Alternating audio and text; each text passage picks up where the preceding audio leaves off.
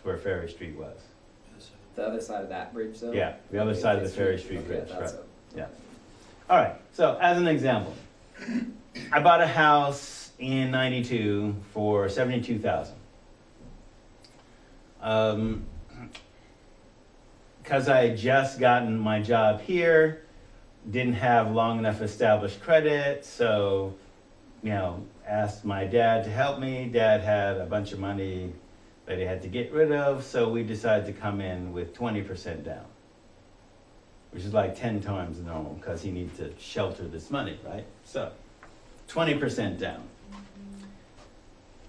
The process of the loan, basically his financials came through, and then the bank called me and said, there's a problem with your loan. Okay, so I go and I said, what's the problem with the loan? Well, the assessment came back, you live in a below average desirability location. What do you mean below average desirability location? Well, there's an office building across the street from your house. Yeah, so? So what? It's a chiropractor, it's an insurance agent. He drives a Jaguar, I drive a Volvo. Those are the most expensive cars on the block. What's the problem?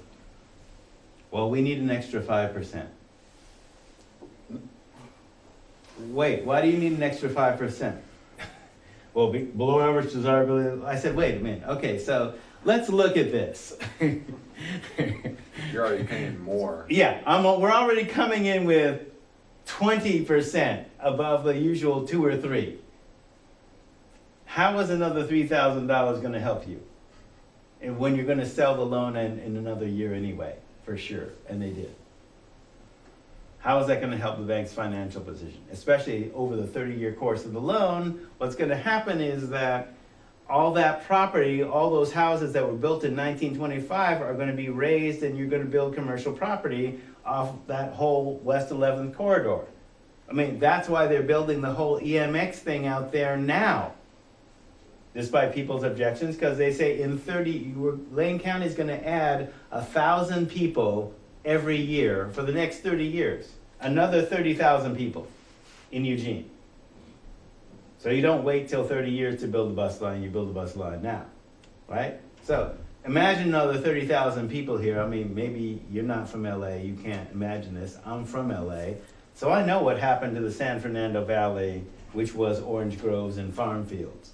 It became the Valley, it became Hollywood, it became Disneyland, it became all this urban sprawl. That's what's going to happen to Pleasant Hill. What do you think is going to happen to those wetlands in 30 years? They're not going to stay wetlands. So I said, you're not going to be losing money. The property is going to go up. How is $3,000 going to help you? Well, nonetheless. Okay, so logic was failing, and I said, I think this is redlining. And they come back with, well, we didn't know you were black. Now this is a face-to-face meeting. We didn't know you were black. I said, what do you mean you didn't know I was black? Well, you didn't check the box.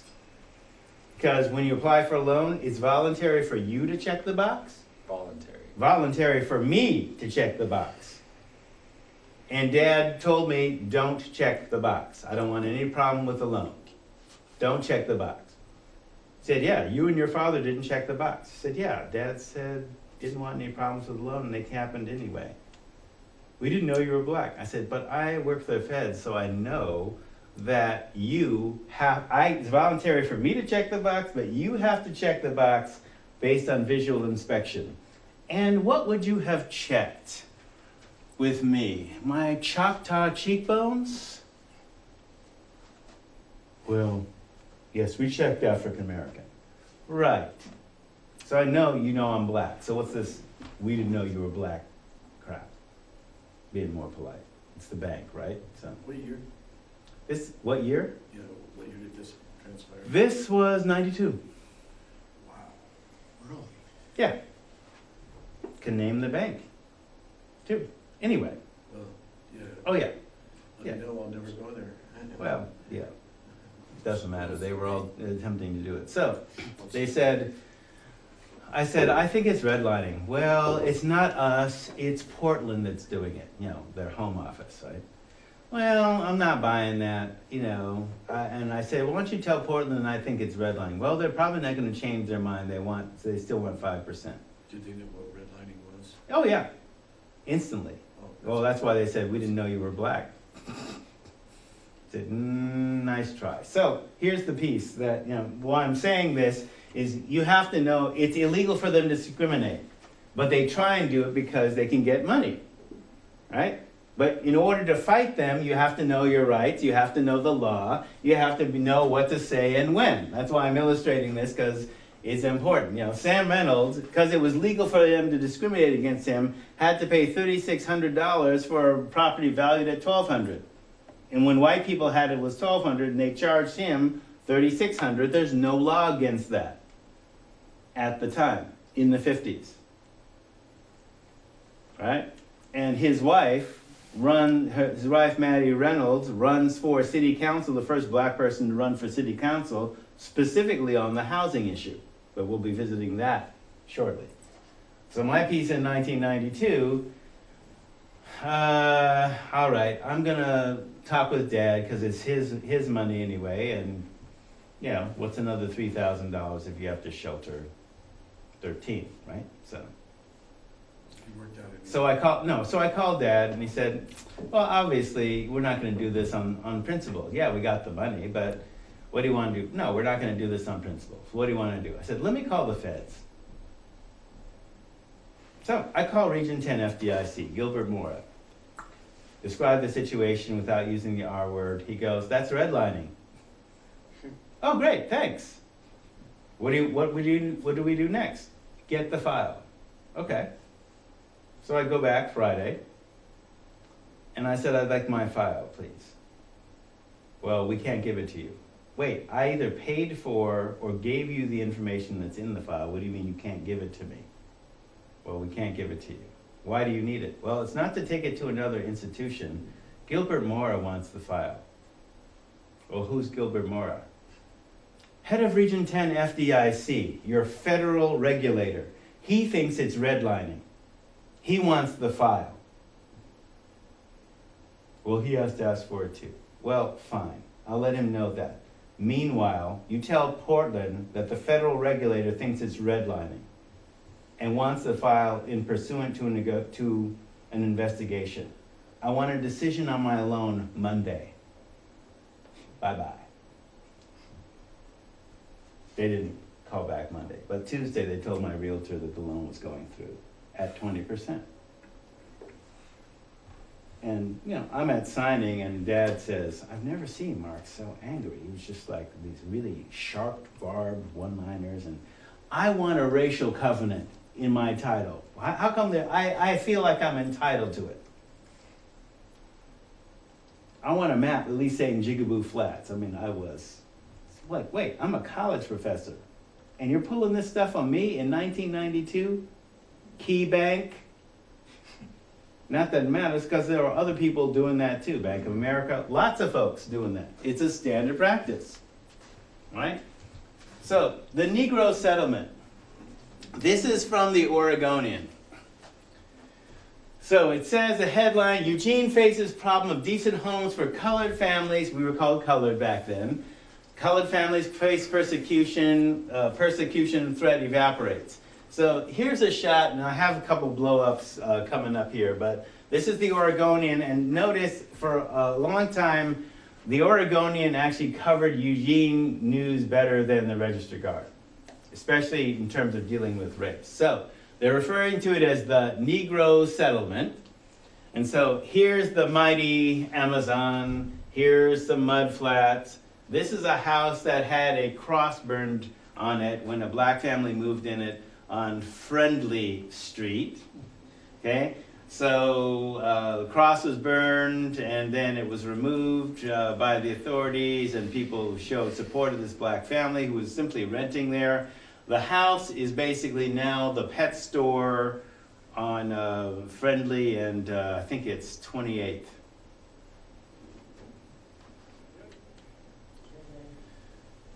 So pursuant to this, Tuesday Forum, big event for local Negro families, the Register Guard. So here you have Sam Reynolds smoking a cigar. He's the patriarch of the Reynolds family. So there's 3 or 4 black pioneer families: the Reynolds, the Johnsons, the Stubbs, there's others, right?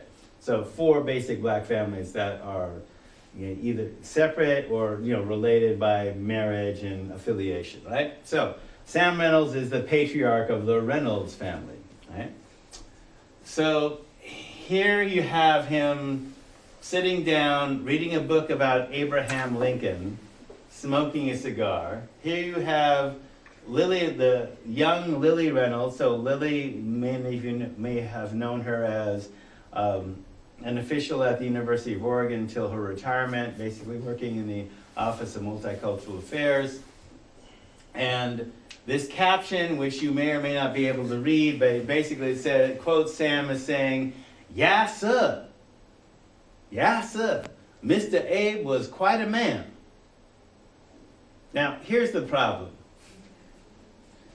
Except for the pictures, it's essentially a lie. So the forum was timed for Lincoln's birthday, 2/12/52, which was then celebrated separately from Washington's birthday, which is now we celebrate President's Day. But back then, they were celebrated separately. So the idea is, what do we do about the Negro Settlement? That's what the forum is for. What are we doing for the Negro Settlement? How do we handle this problem? Right? So they stage a picture with Sam reading a book about Abraham Lincoln. Now his daughter said, look, he read the Bible, he read the newspaper, he never said anything about Lincoln. The reporter just bought that book, took a picture with him, and then staged even the quote, "Yeah, sir," like Southern black dialect slang, which he didn't speak like that either. So Lincoln's birthday because Lincoln freed the slaves, and the anniversary would be a convenient peg to bring attention to the Negro's plight. So he staged Sam Reynolds' dialogue regarding Abe Lincoln. "Yes, sir, Mr. Abe was quite a man." And Lily reports Sam only read them the Bible and never referred to Lincoln in his life. Why did he, what's with the yes, like why? Well, that's not something he said. No, but why would the paper put that in there? Well, because, let's see, there are black stereotypes in film. Of ignorance? Huh? Of ignorance? Yeah. Okay. Yeah, not yes, sir. Right. Yes, sir. Right. All right? Non-educated. Non-educated, right. Non-educated Southern accent. Let's see, sea cabin in the sky. Yeah, but there was also more of a servile. Yeah. It doesn't mean that he's being, it means that he's aware. Yeah. That he's aware of that he's being put in his place when he says that. Right. So it's kind of ironic. Yeah. It's kind of ironic. Yeah, well, he didn't say it, but the reporter said he said it. Right. But, hey, Okay. that gives you an idea about the tone of the Register Guard at the time. The editorial staff, the view of what this issue was. So, What was that called again when you'd gone over that when,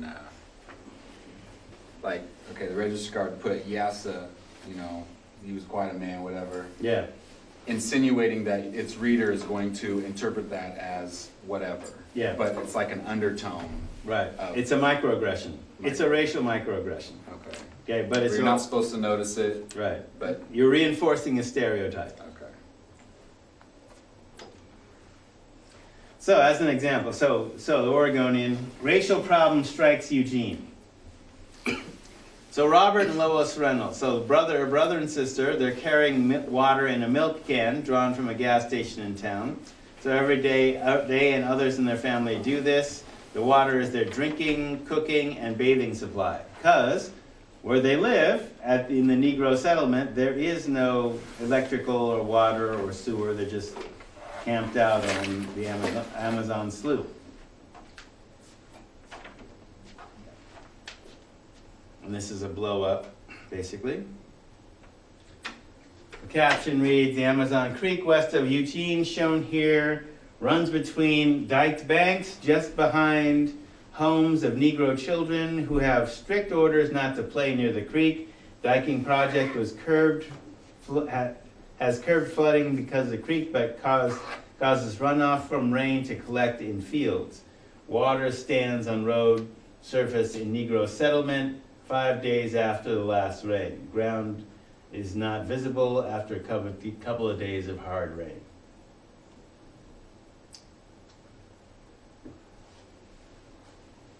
So again, this settlement, so to speak, is outside of the city limits. So the forum, the Tuesday forum on Lincoln's birthday, generated ideas such as drilling for a well for a water supply, which came to nothing. Well, wait a minute. We're drilling for a well so that Robert and Lois, and among others, don't have to carry water 3 miles down West 11th? Is that what we're doing? How about change the law so they can American citizens can buy homes inside the city limits? Drilling a well. The article drew attention to a black family. It also moved in on Friendly Street. Flicks and Picks doesn't exist anymore. It's the pet store now. Cross was burned on their lawn and bomb threats were also made. Things slowly began loosening up. Curious practice developed. So after this, when 4 to 10 black families gathered to live within blocks of each other, urban renewal would strike and they'd be scattered. So first was Ferry Street, then the Campbell Center, Federal Building, and other places, which is why there's, to this day, no hood, so to speak. All right, so terrorism isn't the only way you can prevent a community from forming. Sometimes you can use a pen and a checkbook. So, subsequent to the forum, a group called Civic Unity basically gave clothing, food items, basic church charitable work.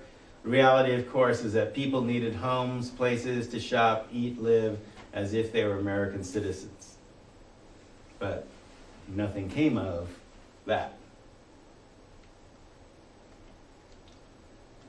So, to rally to fight this situation, some outside agitators, so to speak, were brought in. Congress of Racial Equality, or CORE, with its organizer, Clyde Dewberry from Portland, organized various campaigns around fair housing.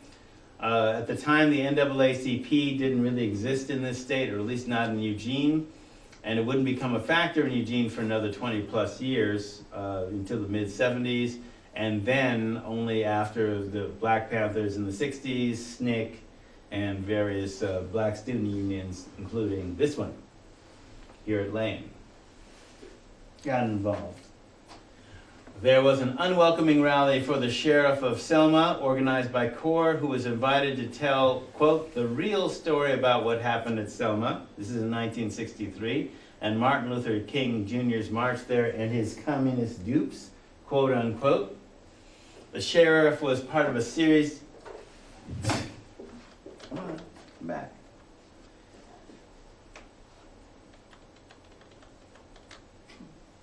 The sheriff was part of a series of speakers organized by a woman who claimed to not be interested in politics, but she was inviting Ronald Reagan, the head of the John Birch Society, and other conservative speakers as part of her series, though she's not interested in politics. So Eugene, of course, is a southern city in the Northwest. All the conditions present in the South are present in Eugene. Basically, that West 11th community also had visits by the Klan and cross burnings on Friday night, and night riders in cars and all that kind of stuff. So Woolworths and Newsbury. So Woolworths is actually was a hole in the ground. Now it's being an office building being built on Broadway and Willamette. The Dax Child Care Center, Newberry's, both had lunch counters which refused to serve blacks. At lunch counters, if you were black and tried to buy clothes, they wouldn't let you try them on because they'd have to burn the clothes after you touched them, right? So that was part of the rationale. A black man who worked for the railroad had married a white woman, was found partially dismembered. This would be a lynching in the river. No one was arrested. Well, one person was arrested but not convicted. He was arrested and released. Black community members felt her family was behind it, but the police felt they didn't have enough evidence to connect them to this half body floating in the Willamette River. What was the name of the person? Of him? I was still trying to track that down, and so for example, the Black Pioneer family, right? So it's Mother Johnson. So in the I believe it was 80s, mid 80s, 3 black middle school kids interviewed Maddie Reynolds, Mother Johnson, and Annie Mims as part of a Black History Project. And it was Mother Johnson who basically talked about a man, he was talking about what it was like living in Eugene, where there were signs on businesses that wouldn't let you come in. There were men that tried to kidnap and rape you. You couldn't go to the police because oftentimes it was felt the police were part of the Klan that was doing, the drive-bys, etc. Couldn't buy clothes or anything in Woolworths. I mean, she's describing all those events, as well as a man was lynched or found in the river. Half his body was found in the river. He's a black man who worked for the railroad. And that's her identification, but she didn't give him a name. So basically, when I tried to go to the police department to research it, well, it's an unsolved murder, and they got lots of them, right? And so, how do you track that without sitting down? So it's in the books as an unsolved murder, around the 50s or 60s. So comments regarding concerns about integration and housing rights, leading to mixed-race modeled babies being born were regular features in the newspaper. So modeled means they're going to look like a cow if they're, got black and white spots. So current conditions. So once the site of the Negro Settlement was incorporated into the city limits, it was decided to honor the patriarch of the Reynolds family by naming the street in his honor. So someone in the city, so you'll notice this is the old sign, one of the old signs that's in my office. So someone in the city decided to honor Sam by shortening his name on the sign to an initial. Now the original proposal was to have his name spelled out. But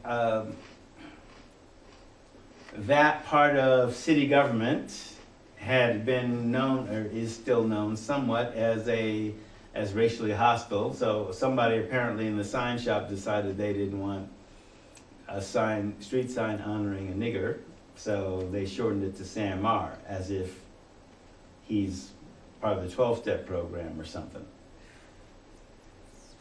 So the family objected at the time, but the city didn't change it back, because obviously they were ordered to make a sign with a full name.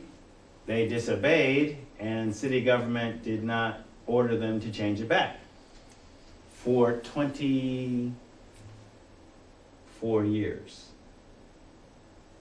And there was an effort. The family was actually trying to get it changed back, but they were told variously by city officials that, oh, well, the name's too long. Willa Gillespie, Patterson.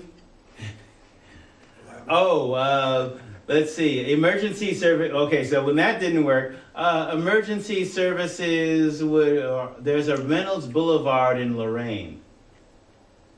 So emergency services would be confused, police and fire and ambulance services will be confused. Wait, Eugene City Fire, Police, and ambulances are going to be confused because there's a Reynolds Boulevard outside the city limits 20 miles away. Like you're seriously saying that. After already lying, obviously. Well, yeah, They were and compounding the lie, right? So, all right, so where do you go with that, right? There doesn't have to be a logical explanation, Right, just well- an explanation. So here's a means of detecting discrimination, okay? When the reason given isn't logical or doesn't make sense, the real reason doesn't make logic. It's about prejudice. It's about racism, right? A different form of logic. That's one of the detection signs. So, though Sam appeared to accept that explanation, many family members, notably Lily, did not. The last attempt to change the sign died with Sam Jr. The classic roadblocks, so this is again looking at systemic discrimination, were a nearly $600 name-changing fee, gathering political momentum among residents, etc. So, in the wake of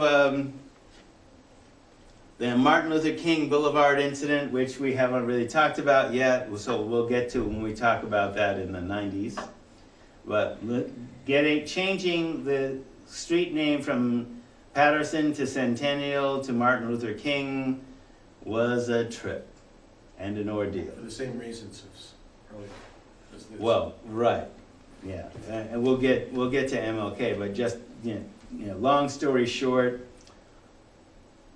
if you wanted to do an MLK, so MLK traditionally is in the hood, right? But if a hood was never allowed to form, where do you put MLK Boulevard? In UG. The outside of That's what I was gonna say, outside town. Well, that's logical, but no. That's not what happened. But basically, the city council usually voted with their planning commission. If the planning commission is basically unified or unanimous, they usually second the decision. The planning commission, hearing testimony, seeing that map that I showed you, basically voted to rename Centennial Martin Luther King Boulevard. But somebody got to the city council, and so some city council members decided to vote against that, which is the first time in history that they'd done that. Voted against renaming Martin Luther King. Because the Mercedes-Benz dealership said, changing our stationery is too expensive. Wait, y'all donate $10,000 to the Duck Fund, and that's Golden Boss stationery, dude. yeah. So whatever. So they voted it down, then they voted it back up after people said wow, you're racist, why'd you violate your own process? So they were looking around for something positive to do, so I waged an email battle with them saying, okay, look, you want something good, why don't you change Sam R to Sam Reynolds? Spell the name out. Oh, well, you need $585. Well, look, the county who paid for the MLK is willing to pay for this, but I don't think they should. Okay? I think that you should just find a way to change the name. Figure out how to do it. I don't care how you do it. Just figure out a way to do it. So, in the wake of that whole furor with MLK, the city decided that adding 7 letters did not actually constitute a name change. That the original intent was to name the street with the full name. Now, mind you, they couldn't find any records about the name. We're talking about 2 street signs. They could not find any records connected with who decided to change Sam Reynolds Street to Sam R. Only that the family said, look, name Sam Reynolds. What's the problem?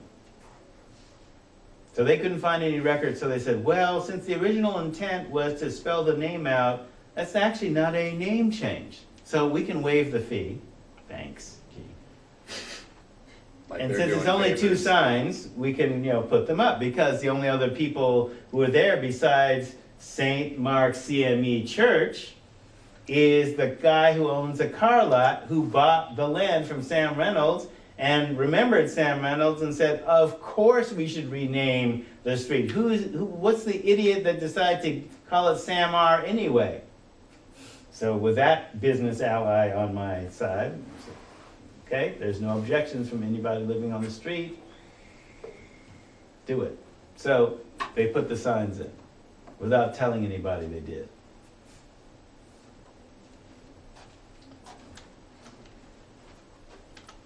And emergency services, of course, said there's no problem distinguishing between a street in the city limits and a rural fire protection district. Yeah, I think we can make that distinction. So after 24 years of no fanfare, notification, the signs were quietly changed in November of 2003, 10 years ago.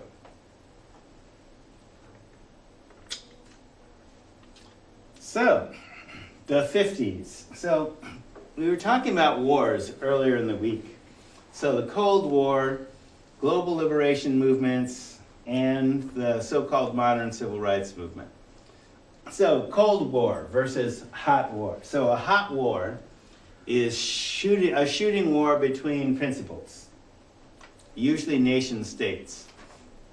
That's so World War I, World War II, the Civil War, so shooting war. Cold War is you arm proxies, who also might be nation states, and have them fight for you. Usually in another country. So the Cold War. So the USA and its allies versus the USSR, which no longer exists, but at the time it did, and its allies for political, cultural, and economic dominance in every geographic region of strategic interest to either country. So notice that phrase, strategic interest. Okay? They have to have something that you want. And it's not necessarily bodies believing like you do.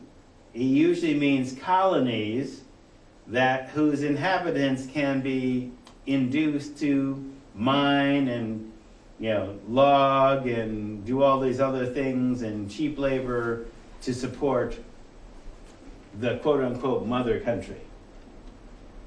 Right? Yeah. It's maybe a dumb question, but what does USSR stand for? Union of Soviet Socialist Republics. Okay, so on the surface, the Cold War is a struggle between capitalism and communism. So that's on the surface. So capitalism versus communism. So two seemingly incompatible ideas of humanity, history, and society. So, but they're basically operating out of a Euro-American axiology, which is the highest value is acquisition of objects, resources. Basically the same thing. So so they focus on resources, not necessarily relationships. But that being said, so both capitalism and communism both began with revolutions against genetically based feudal monarchies in Europe and also here. But that's where capitalism came from and also communism came from. So both led by a racially and gender segregated wealthy elite which seeks to duplicate itself in other countries. Both capitalism and communism. So with capitalism, it duplicates the economic conditions of feudal monarchy outside of a genetic elite. That is, you've got a rich king in a feudal monarchy and royal families, but capitalism gets rid of royalty, but you still have rich people at the top calling the shots for poor people. Okay, concentrating wealth in the hands of a few, health and wealth in the hands of a few while purporting equal opportunity for all. Well, you all have the ability to start a business and to fail or succeed as the market determines. Well, who's the market? Who determines who's in the market?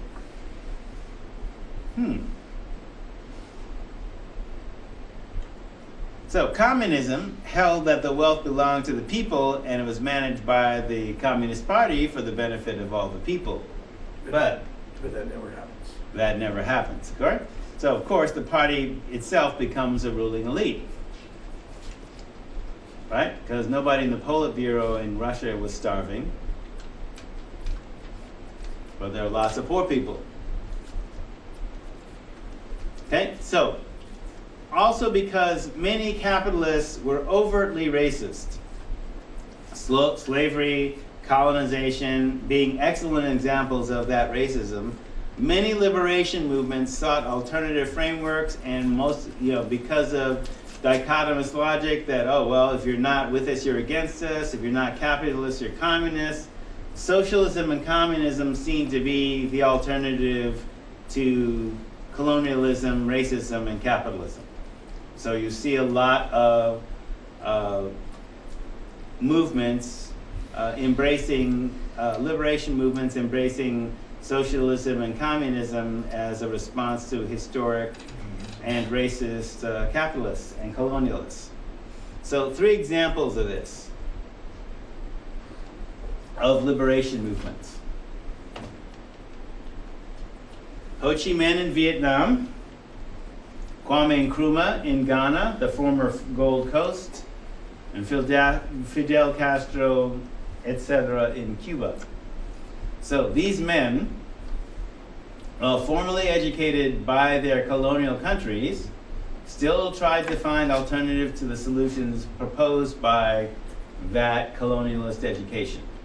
So for example, Ho Chi Minh in Vietnam, who we kind of visited with a little bit earlier in the week, in his Declaration of Independence, quoting Thomas Jefferson, the French Rights of Man, describing, okay, we got rid of the Japanese, we, the members of the provisional government representing the whole Vietnamese people, declare that from now on we break off all relations of a colonial character with France. We repeal all the international obligation that France has so far subscribed to on behalf of Vietnam, and we abolish all the special rights the French have unlawfully acquired in our fatherland.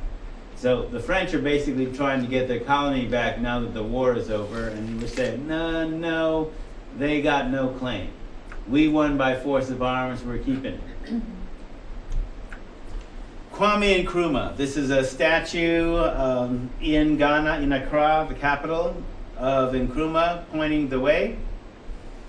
This is a quote from Du Bois, who went to live and work in Africa, in particular with Nkrumah.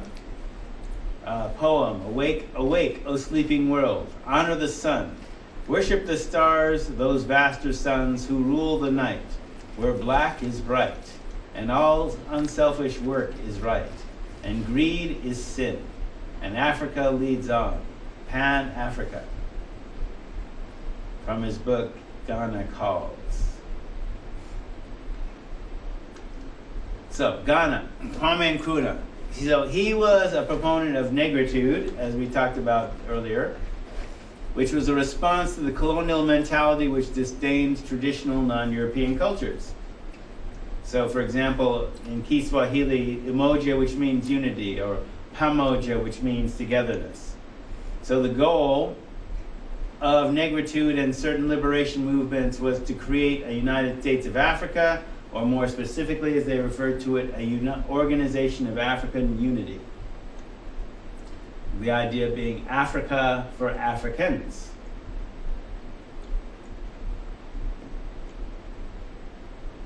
So from Africa's point of view, Hitler drained the resources of imperialist Europe and weakened Europe's ability to support and maintain colonial control, and Germans were considered among the worst colonialists, even though they started losing their colonies after losing the First World War. Some of the German colonies were taken over by their proxies, the Italians. And the Germans, in addition to instituting essentially forms of slavery, also did medical experimentation, most notably, basically would be torture in any other circumstance, but they were basically dissecting people without anesthesia to basically find, well, who knows what they were trying to find. It wasn't basically medical research. Trying to find white superiority through Yeah, science. trying to define white superiority through surgery. Yeah. So African colonies led by European educated leaders, could attempt successful moves for independence. Ghana, Nigeria, the Congo, and same with Vietnam and Ho Chi Minh. The U.S., remember, this is all part of the Cold War. So the U.S. saw Africa as crucial to the establishment of a free world order that is strategic minerals.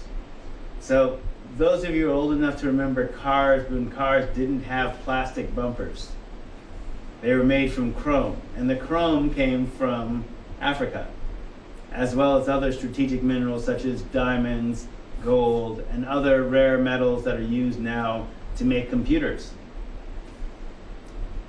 and electronics. The Soviet Union, USSR, saw the same opportunity to spread world socialism and communism, but also wanted strategic minerals too. So African leaders traveled to both countries and received aid from both countries on that principle, the enemy of my enemy is my friend. In the US in the 1950s, Africans could experience racism directly themselves or vicariously through the treatment of American blacks. So, ironically, African leaders who are being courted by Americans, if they were brought over to the United States, they would experience racism like in hotels and on the street and any place they went out walking as tourists in this free capital, and they'd get dissed, and they wouldn't experience that going to Moscow. Just like Robeson had talked about, wow, I mean, here I am in Moscow and I'm getting treated better than I am in DC or New York City because of the racism, right? In the Soviet Union, racism was not as obvious, so Pushkin, Russia's beloved poet, was a black man. The Soviet Union always treated Robeson respectfully and other American blacks respectfully.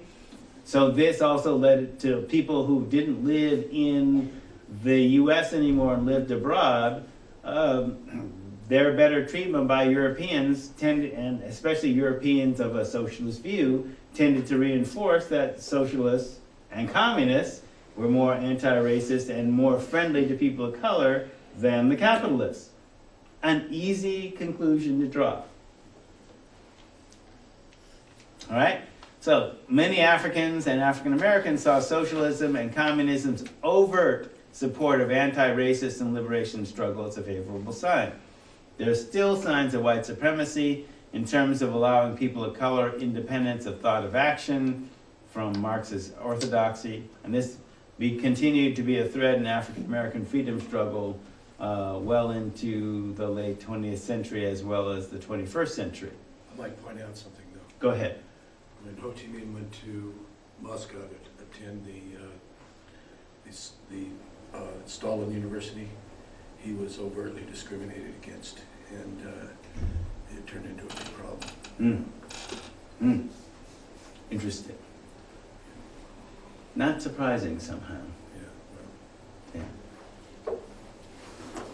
Okay, so communists and socialists had often given some degree of aid to liberation struggles. People of color, particularly in the civil rights movement and in America and also in South Africa. Capitalists seemed to be anti-racist only when there was profit in it, or if you needed to seem like you were cooler, but not actually. Castro in Cuba. So it all would include Che Guevara. So prior to '59, Cuba was run by Fulgencio Batista. Cuba had previously been, quote unquote, liberated by Spain by the United States in the Spanish-American War, only to be held by legitimate and illegitimate business interests from America. Illegitimate meaning the mafia and organized crime. So capitalism, still maintaining, exploiting local people for their resources and labor, but not necessarily allowing free flow of democracy. Not that you'd expect a free flow of democracy from the mafia or any criminal organization, but I'm just saying. The United States allowed that to happen. So poverty, disease, and illiteracy were rampant, fueling the motivation for a Marxist-style revolution. Forces led by Castro succeeded in overthrowing Batista, And despite the attempted U.S.-backed coup of the Bay of Pigs, Castro family has basically been in power ever since. So even though we talked about this at the beginning of the term in terms of current conditions in Cuba, hey, illiteracy has disappeared. People have free medical care. At one point, the medical schools in Cuba offered a free ride. Well, if you had to be younger than me. A free ride to American blacks going to medical school. They would train you to become a doctor for free, as long as you agreed to serve 3 years in a third world country, and they included Black America on the third world country list. Yeah, well, something the United States has never done. So, literacy has disappeared. Medical care is free. There's still racial segregation and discrimination in Cuba, as we talked about. Cuba actually trains and sends doctors all over the world and to disaster areas. For example, during Katrina, Cuba sent 2 jumbo jets full of medicine and aid and doctors to help with the disaster, which was refused by the Bush administration. So did Venezuela, too. Jazz diplomacy. Now, as a jazz musician... I have a question. Yeah, go ahead. Why do you think it was refused by the Bush administration?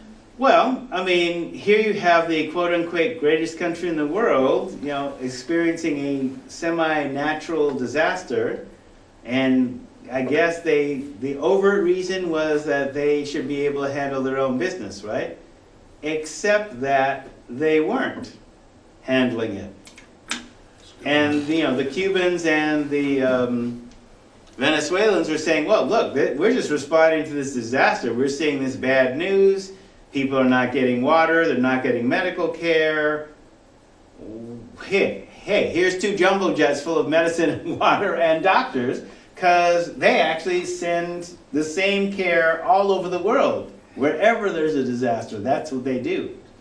Yeah, and also there's an extreme anti-Castro community in Miami that would severely object to the U.S. government accepting that aid. Right. And so, okay, well, and that was true too, is true, that there's an anti-Castro community in Florida. But wait, I was about to make a racist remark. Oh no, it's not racist. That anti-Castro community came here as illegal immigrants. They did.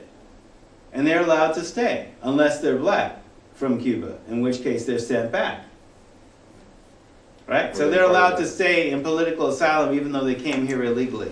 So why is U.S. policy dictated by an illegal immigrant population? Why is denial of aid being denied in this particular situation to a U.S. majority black population, and then aid comes for free from another country? Why can't you accept it? Same reason they wouldn't accept $10 million from the Saudi prince after 9/11. There's that too. Or $1 billion from Gaddafi. Yeah, Or whatever. same reason. They politically that would be untenable.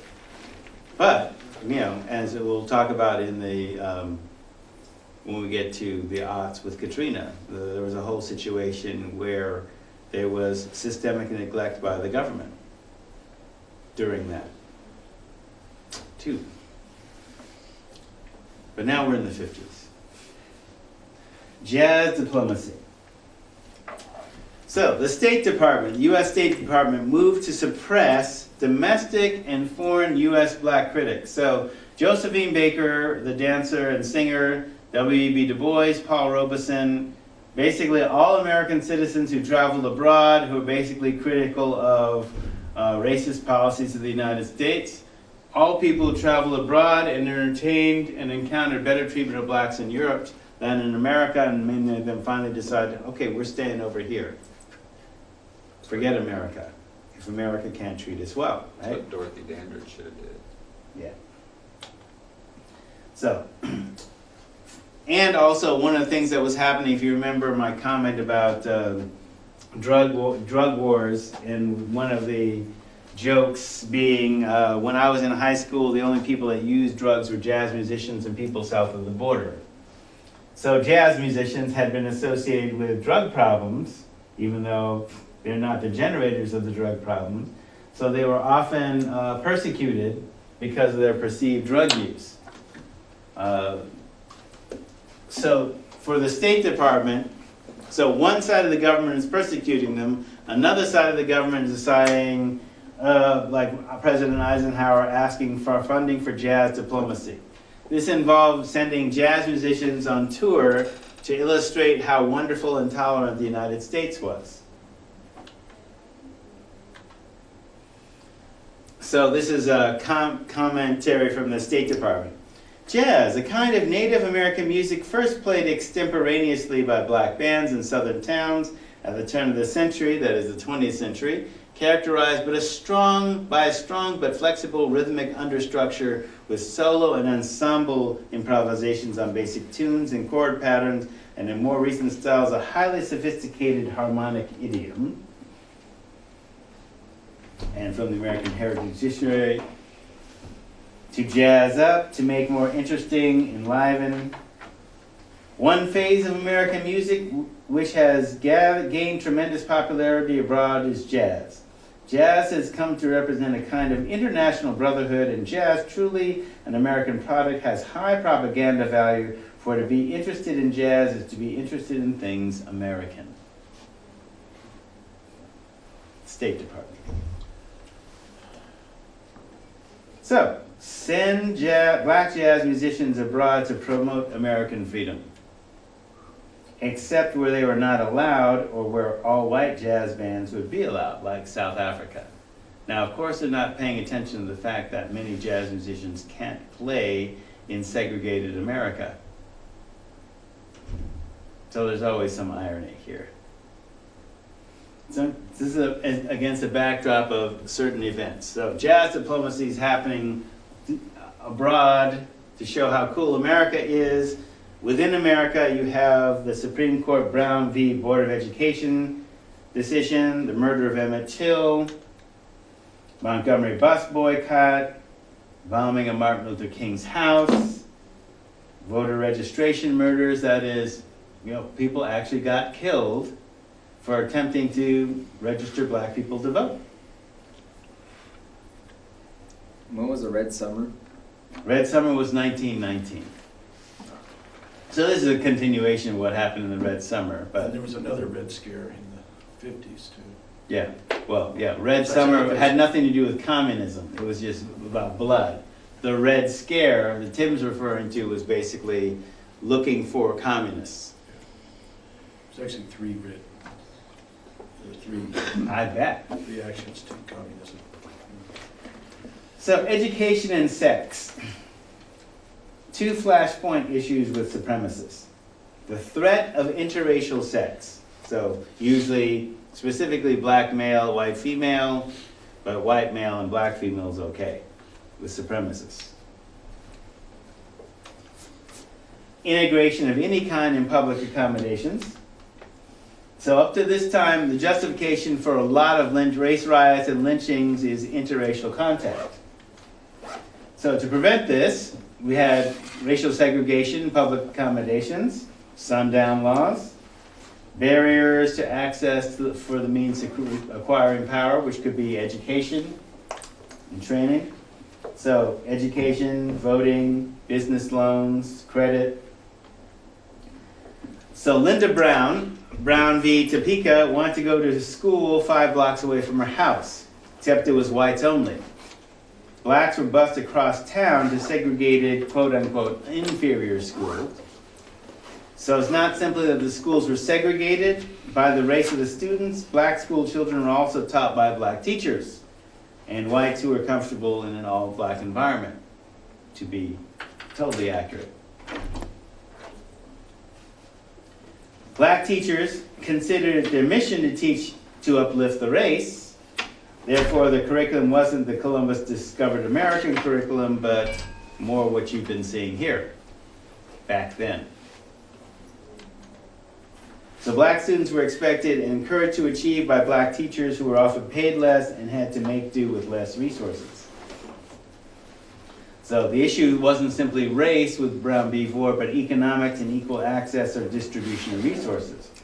White schools got twice as much money, twice as many buses for half as many kids, and this is still true.